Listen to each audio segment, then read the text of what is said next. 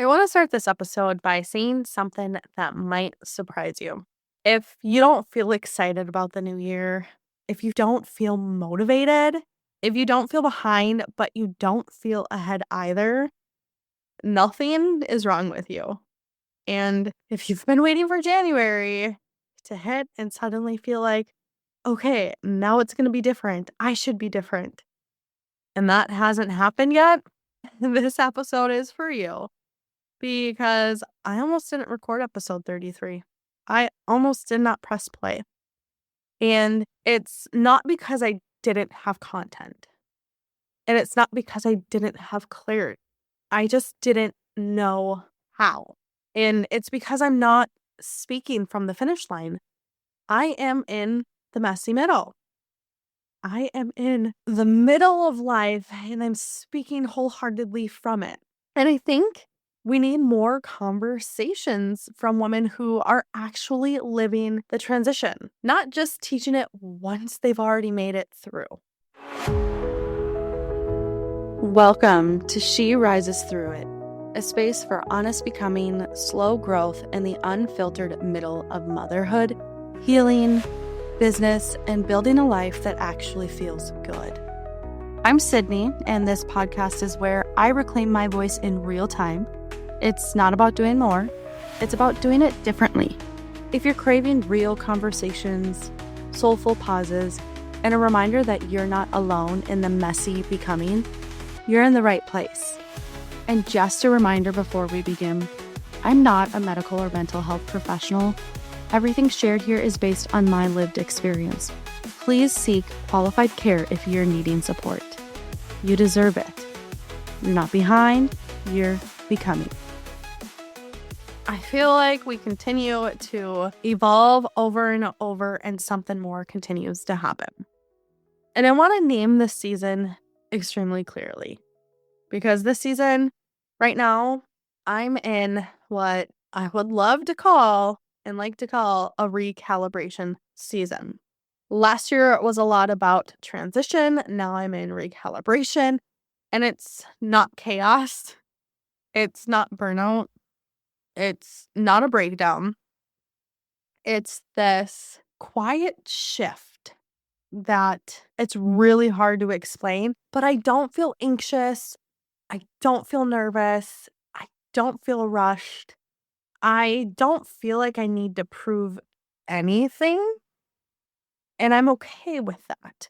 And if I'm honest, that calm, this peace, it made me uncomfortable at first. Definitely it was not easy, because when you're used to operating from pressure, urgency, or hustle, peace can feel like stagnation, that something is wrong. And you start questioning yourself. You start wondering, am I good enough? Am I worthy? Shouldn't I want more right now? Why don't I feel driven? I should be at X, Y, and Z. Am I losing momentum? And here's the thing. The truth that I'm learning right now in my messy middle. Calm does not mean you've stopped. Calm does not mean you stopped progressing. It means your nervous system stopped panicking. And we all know what happens when our nervous system panics. And learning how to progress without panic is an entirely new skill for me. Absolutely new. And a lot has been shifting in my work and in my why and my brand. That is shifting like no other and changing. I am starting to hand things off because I am at capacity. I'm narrowing my focus. I'm getting honest about alignment, and I'm not just picking everybody just because I need to. I'm fully getting to hone in on what I love. And this part matters, especially if you're a woman who has built something from the ground up. For a long time, I said yes to everything because I could, because I knew I was capable. I took clients that didn't align with me. I did the work because I was good at it. I was good at creating, producing. But here's the thing. capability is not the same as alignment. And what I've realized is that misalignment doesn't always scream at you. Sometimes it's a quiet whisper. Sometimes it's a nudge or a little tap on your shoulder. And it looks like being busy, but absolutely uninspired. It looks like doing work that drains you, even though it makes sense. It looks like social media becoming something that you're just tolerating instead of something that feels intentional. And I'm going to say something out loud. I do not, absolutely do not love social media anymore. I respect it. I understand it. I understand the algorithm. I still support clients through it. But me, my brand, I'm evolving beyond building my entire identity around content production. What lights me up now is, and always has lit me up, was women seeing themselves inside their brand and really wanting to show that vision across. And it's their voice, their tone, their values, their identity. And like I've mentioned, it's not chasing trends. For me, you can chase a trend, but in social media world, your post is good for 24 hours and then the algorithm changes or something else comes up. And it's not burning out to stay visible, but building something that actually lasts. And that shift didn't come from pushing harder. It came from slowing down enough to finally listen. And as I mentioned, I'm evolving. My brand's evolving.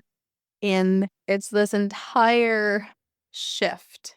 And I'm actually stepping into a nonprofit role right now, helping build community and outreach locally.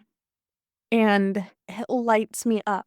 And the reason this matters is not the title, it's the pace. It is absolutely the pace, the community. It's human centered, it's community based, super local to home. It's not driven by urgency or constant output, but it's truly this connection piece. And when I look back at November and December when the world halted our family, I can see this so clearly now. And I've mentioned this in previous episodes, but I thought I was slowing down. I thought from May to November, I had been slowing down, but I was still pushing. I was still misaligned. I was pushing for the wrong reasons, for other people's dreams to help their business succeed versus really coming back to me. I was still producing, still overriding my own signals. Obviously, my face started going numb again. And I was still trying to hold everything together. And your body always knows when you're doing that. Mine knew all the time. And sometimes, maybe for you, it shows up as exhaustion. Sometimes it shows up as numbness. We know that with me, and my whole left side of my face would go numb. And sometimes it's just this quiet knowing that says, you cannot keep doing it like this. And instead of forcing a big dramatic change, I'm recalibrating. And January is the start of my recalibration. It's not quitting, anything.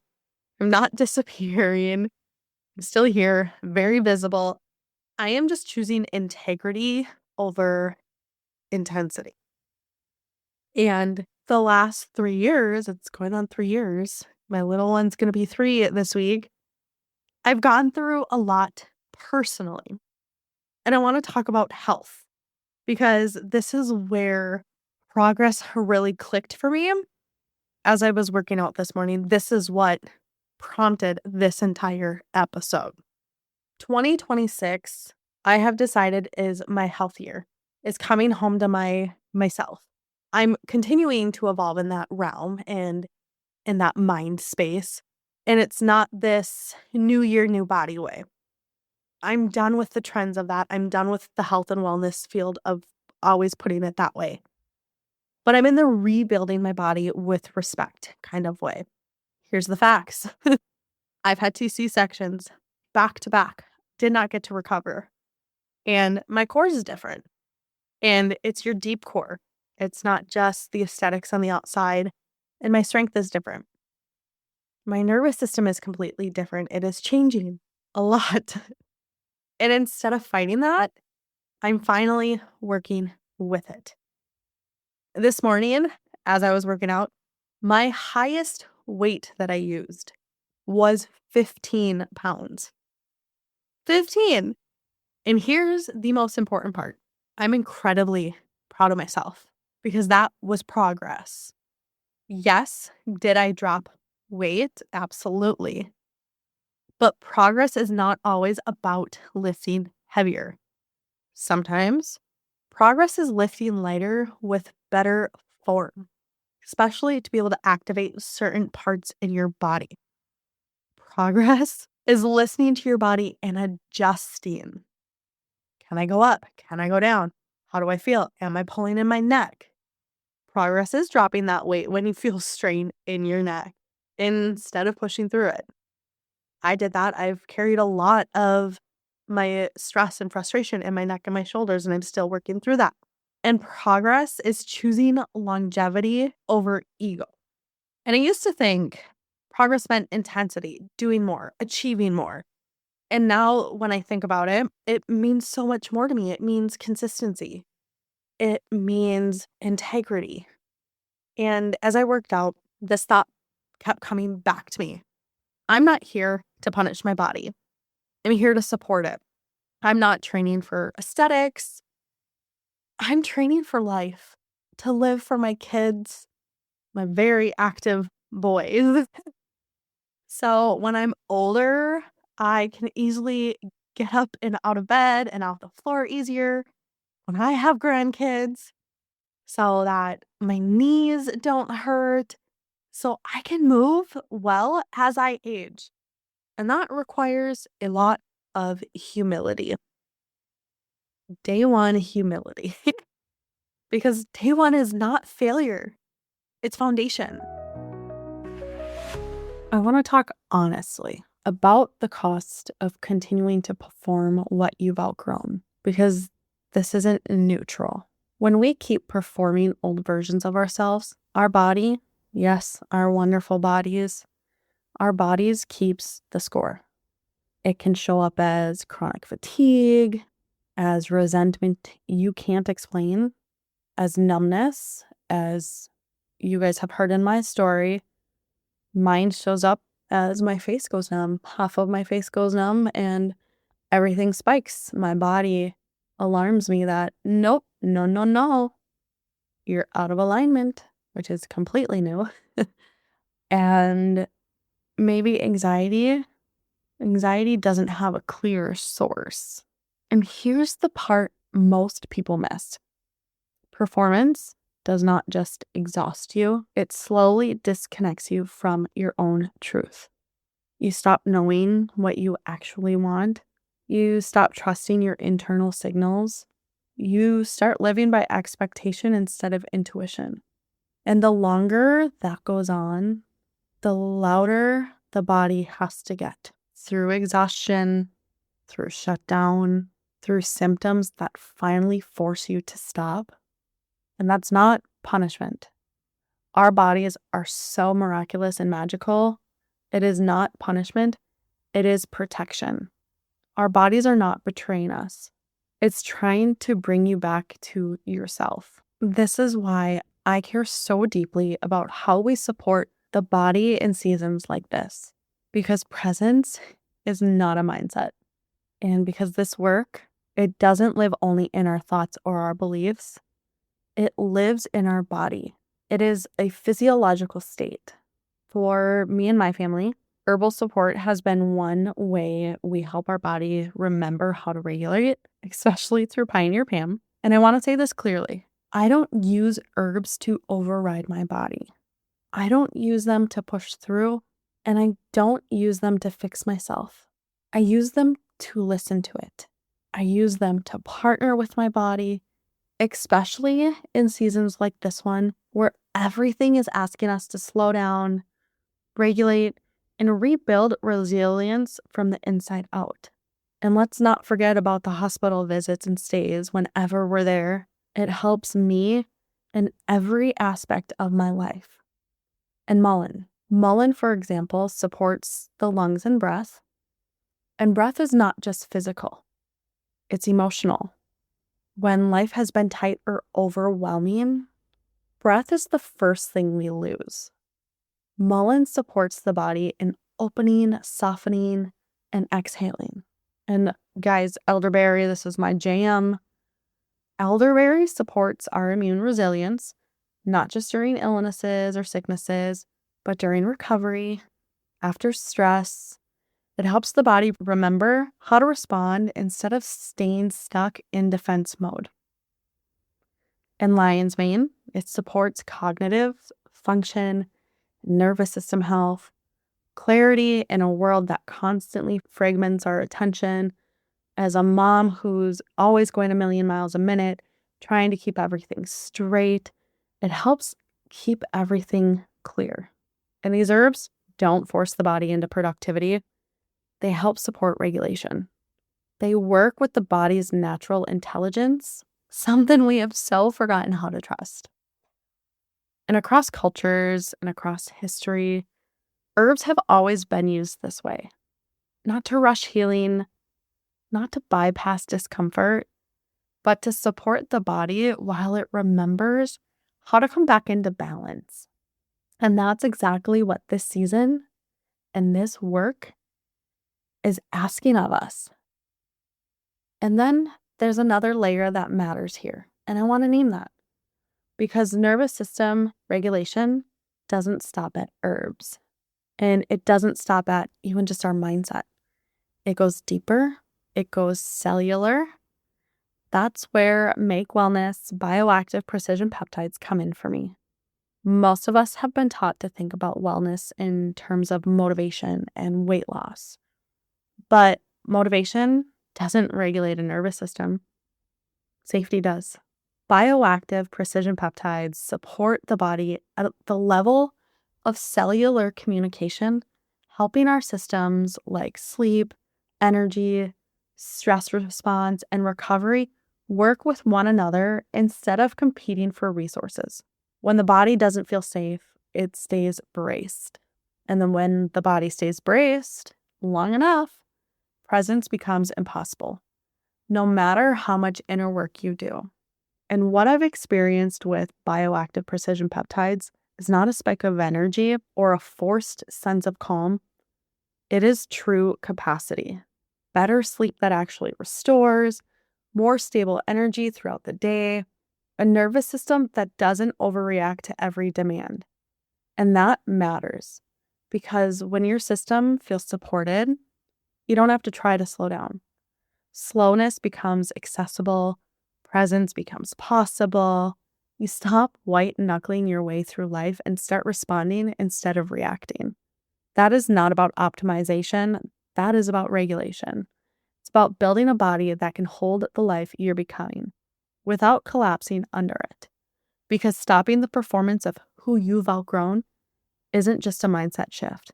It's a biological one. This is what it looks like to support your becoming, not rush it. You have to wake up every day and choose today as day one. In January for me, it is not about performance, and it is not a performance month. If you've been listening to the last couple episodes, it is about day one, coming home to yourself.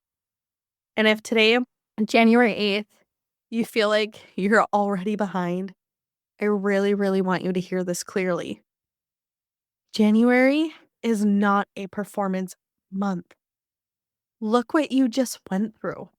January is a recalibration month. It is a fresh start. It is a new year. Your nervous system is coming off a full year from holidays, stress, emotional labor, survival. Now we're into taxes and all these other adult things we need to do. So if you haven't mapped out your entire year yet or your new year goals, that doesn't mean you've failed. I haven't mapped out my goals. but it means you're listening, you're aligning, and baby steps aren't small, they're sustainable. And sustainability here is the difference between starting again in February or staying with it all year. Today's day one, and I want to talk about Costa Rica. As you've been hearing, this is something massive on my heart. And I want to go deeper into why Costa Rica. All of what I'm talking about, this is where Rise and Reground, the Costa Rica experience fits. It's a lived extension of everything I've been talking about. This retreat is not an escape. I had no idea what to expect on my retreat, but it's a remembrance, and it's about remembering what it would feel like when you arrive. Let's talk about that. Well, let's dig into that because I think everyone's thinking it's just this vacation. But when you arrive in Costa Rica, the first thing you'll notice is your body. Your body is going to respond before your mind does. It's going to be a new environment, new weather. Your shoulders, they're going to drop. They're going to just feel the weight and the heaviness fall off. Your breath, it's going to deepen. This magic is just going to be all around you. Your pace will start slowing naturally. You won't have to force it. The environment absolutely does that work for you. You'll wake up surrounded by jungle, not notifications. Your mornings won't be rushed. There's no pressure to perform or keep up one bit. It is your trip. We have a complete agenda available, but there's no pressure. You get to go at your pace and what works for you. And there's going to be movement. And that movement there is going to be supportive, strength that stabilizes you, yoga that releases tension, somatic flow that helps your nervous system feel safe again. It's not about pushing your limits. It's about reconnecting to your body, mind, soul with trust. You'll definitely be eating, and it's going to be so nourishing. We have such an amazing chef, but you'll get 3 nourishing meals by her a day, prepared for you, healthy, organic, from the culture and the community. And there's no planning, there's no cleaning, there's no expectations, no decision fatigue, just food that supports your energy instead of draining it. And their food is phenomenal. Phenomenal farm to table, so fresh, so good. And there's white space built in, absolutely intentionally.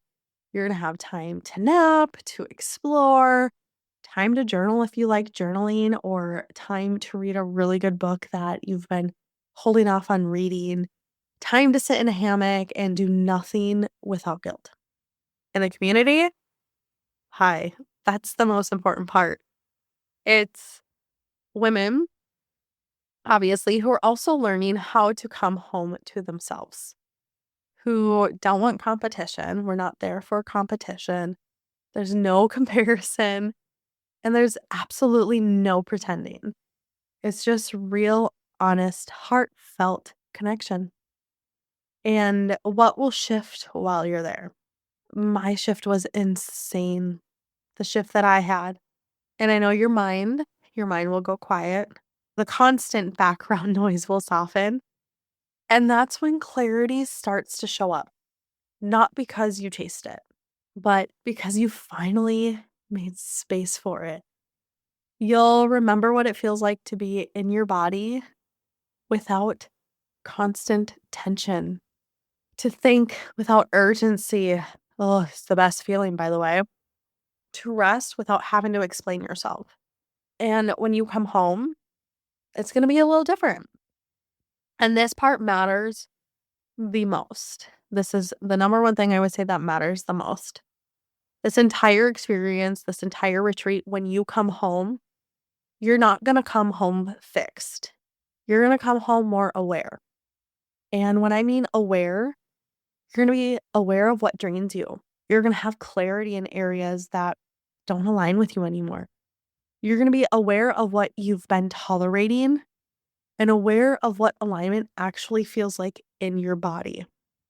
It's an incredible feeling.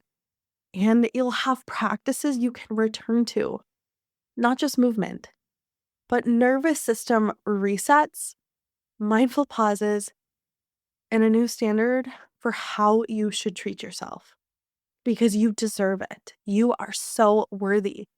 You'll know when you're pushing too hard again, and you'll know how to stop sooner. I learn this every day. I recognize it so fast now. My husband recognizes it for me now too. And this is self-care. And that's what self-care that sticks actually means. It's taking the time. It's not a high and it's not a vacation glow, but it is a truly miraculous baseline shift. And if you're listening to this and something in your body is saying, yep, that's me. This is me. I need it. I mean, I remember sitting in my kitchen breaking down knowing my nervous system needed it. I want to give you 2 very clear ways to respond to this knowing. Because recalibration does not happen by accident. Our body knows. Our body knows before our mind does. It finally happens when you say yes to support instead of trying to do it alone.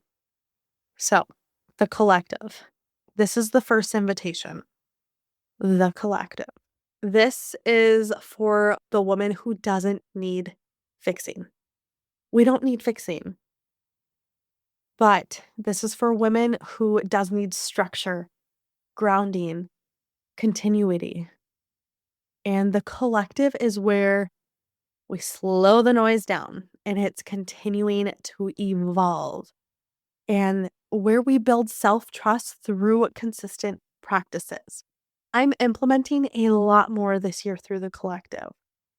And the collective is where you don't just listen to this episode or any of the She Rises Through It episodes, but it's where you integrate them.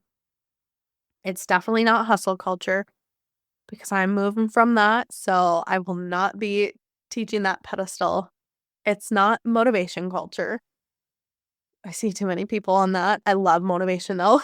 Don't get me wrong. I am all about optimism and motivation, but it's a space to stay anchored while you're becoming. It's weekly. And if you've been craving accountability without pressure, growth without burnout, support without performance, the collective is where that happens. The collective is where you finally meet yourself. And you don't have to overhaul your life. You just have to stop doing it alone. I've been there doing it alone. It doesn't feel good. And then the second thing is saying yes to Costa Rica. And this invitation, this is a very deep one.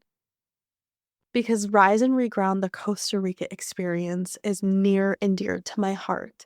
We are going back to where my life changed forever. And this isn't a vacation.